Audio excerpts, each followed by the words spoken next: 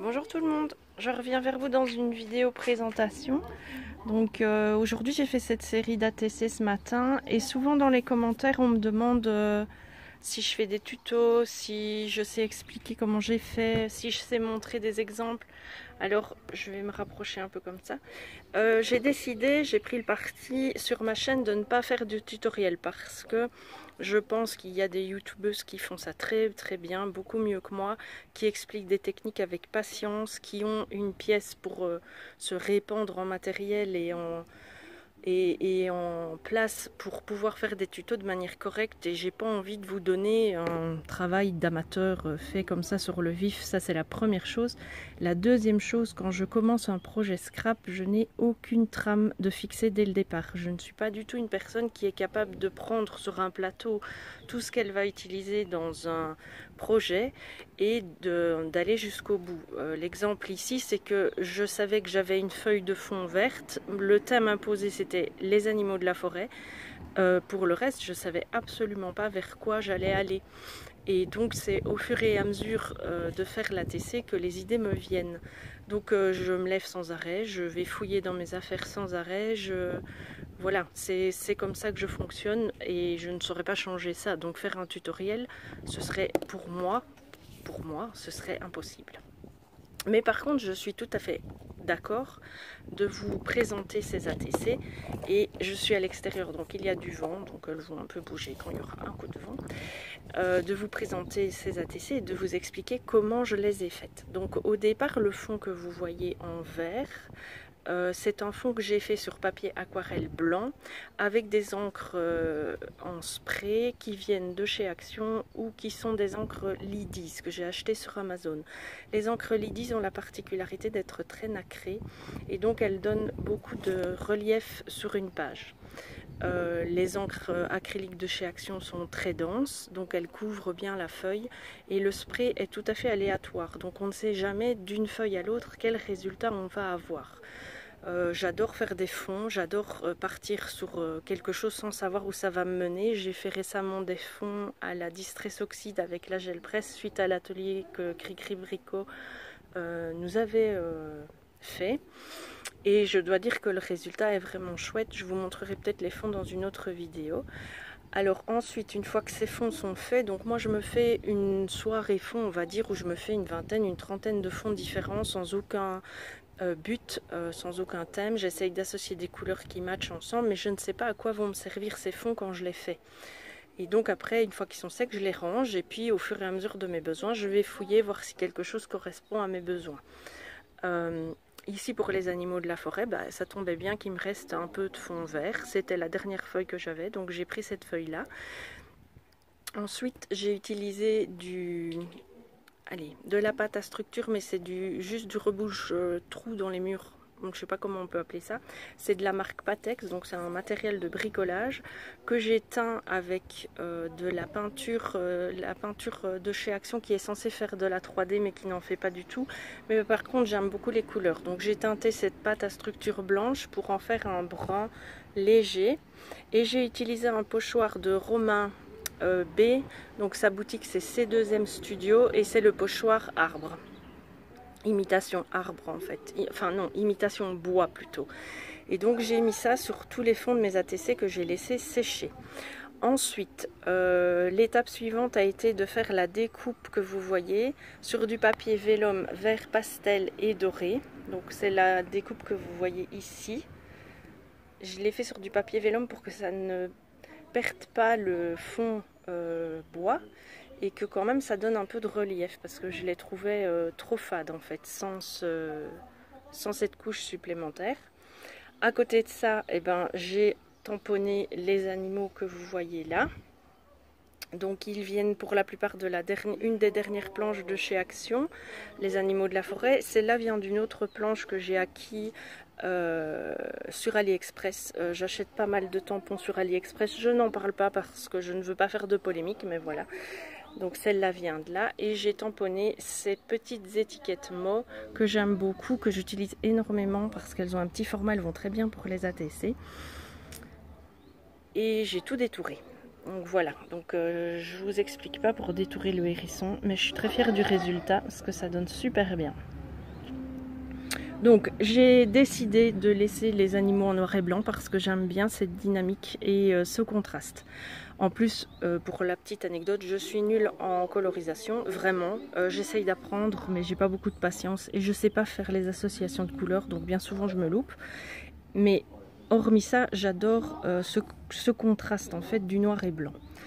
J'ai déjà fait une série d'ATC, les ATC oiseaux, qui ont super bien plu sur ma page Facebook. Merci d'ailleurs pour tout l'intérêt que vous portez à mon travail. Et donc j'avais fait aussi le choix de ne pas coloriser mes oiseaux. Ensuite, après avoir mis la découpe au vélum, donc voilà, j'ai fait des découpes dans un reste de planches, de feuilles pardon, que j'avais aussi colorisé avec les encres spray dans les rouges et dans les bruns. Des encres Lidis pour l'essentiel. J'ai fait des découpes de feuilles, donc voilà, que j'ai collé. Tout est collé jusqu'à présent à plat avec de la colle. J'ai associé les feuilles entre elles pour donner encore un petit peu plus de relief. Et ensuite, en dernier, j'ai collé les animaux et l'étiquette avec les petits carrés de mousse 3D de chez Action. Voilà, alors moi, mes ATC, maintenant, je prends vraiment plaisir à les faire avec un fond, à les mater.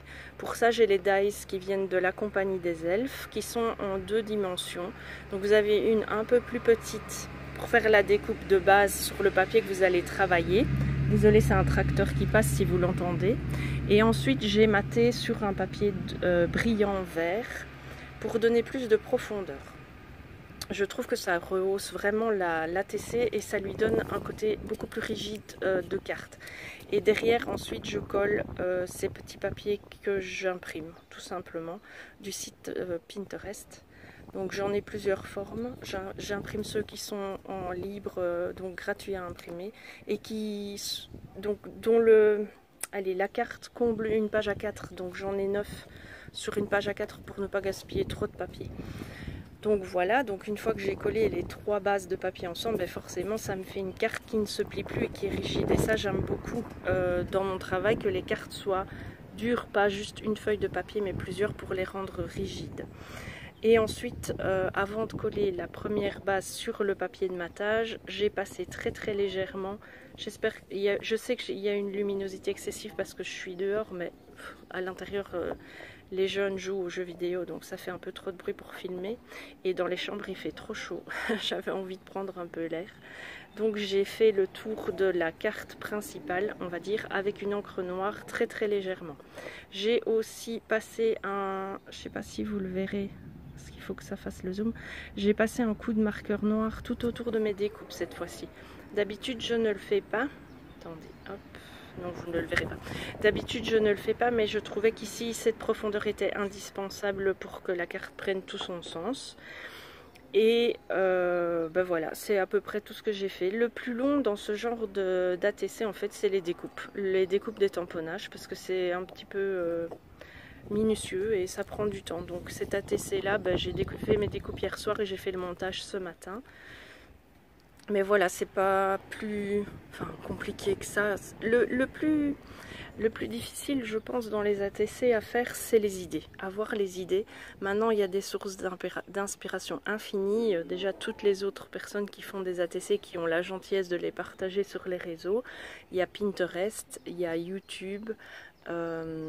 Il y a des magazines aussi qui peuvent vous inspirer, des magazines de scrap ou des magazines différents qui peuvent vous donner des envies d'association, des envies de couleurs. La seule limite en fait dans le fait de créer, c'est nous-mêmes. Il faut se laisser la porte ouverte à toutes les expériences. Alors c'est sûr que parfois il y aura des gros ratages, c'est sûr que parfois il y aura des trucs qui donneront pas, mais il faut oser, il faut expérimenter, il faut essayer. Et c'est comme ça qu'on obtiendra de plus en plus de résultats. Il faut se faire confiance et se dire que tout est possible après tout, sans crier au génie. C'est une forme d'art. Et quand on est un artiste, bah, la seule limite qu'on ait, en fait, c'est notre imagination. On a notre univers, on a notre caractère, on a nos expériences qui font que on peut mettre ça sur n'importe quoi dans le scrap, que ce soit les pages 30-30, les ATC, les albums. Et il faut pas limiter en fait. Il ne faut pas avoir peur d'un morceau de page blanche, il ne faut pas avoir peur de faire des tâches, il ne faut pas avoir peur de déchirer, de superposer, de mettre des choses qui sont complètement anachroniques entre elles, d'oser la couleur, d'oser les paillettes, d'oser tout. Il ne faut pas avoir peur. N'ayez pas peur, ne soyez pas timide. Si vous êtes timide dans la vie, eh ben justement, contrez ça sur votre art, sur votre scrap. Ne soyez pas timide dans vos créations. Ce sera la meilleure façon d'arriver à des résultats et d'avoir envie de persévérer dans ce qu'on fait. Et je vois bien que depuis que j'ose, depuis que je fais, depuis que j'expose aussi, parce que via les réseaux sociaux, j'expose ce que je fais, ben, le retour est hyper positif en fait. Et ça me donne des ailes, ça me donne envie d'avancer, ça me donne envie d'aller au-delà chaque fois, de pousser les limites et d'essayer des choses. Et jusqu'à présent, personne n'a jamais dit que j'allais trop loin ou que c'était pas approprié ou que ça ne donnait pas, au contraire. Donc si ça réussit pour moi, ça réussira aussi pour vous. J'avais envie de vous partager ça parce que je fais énormément d'échanges d'ATC et je ne me permettrai pas de dire que les ATC sont pas jolis, loin de là, parce que chacun fait ce qu'il veut, ce qu'il peut, ce qu'il pense, et une ATC est toujours la création de quelqu'un, donc il est hors de question de la juger. Mais je remarque quand même que parfois on n'ose pas. On pourrait aller plus loin dans la démarche, mais on s'arrête là, on n'ose pas. Il y a parfois trop de symétrie, il y a parfois trop de... Voilà, il ne faut pas s'arrêter, il ne faut pas se mettre des limites. L'art, le scrap ou n'importe quelle forme d'art, c'est pas des mathématiques, c'est pas carré, c'est tout ce qu'on veut, c'est tout ce qu'on ne peut pas faire dans la vraie vie, qu'on peut faire dans son art. C'est de l'expression artistique et ça laisse le champ libre à toutes les possibilités. Voilà, j'avais envie de partager ça, j'espère que mon raisonnement ne vous paraît pas pédant ou hautain, mais j'aimerais bien que une petite étincelle s'allume chez chacune d'entre vous en fait, et que vous n'ayez pas peur ni de la critique, ni du jugement des autres, et surtout pas de vous-même. Osez, essayez des choses, tentez des choses, faites-le. Faites-le, vous ne le regretterez pas. Voilà, donc sur ce, ben voilà, je ne fais pas de tuto, mais je fais une petite présentation et à côté de ça, une petite leçon de philosophie. Tout va bien, on est samedi, hein, il y a le soleil, il y a tout ce qu'il faut avec. J'espère que cette vidéo vous aura plu, que ce partage vous aura plu.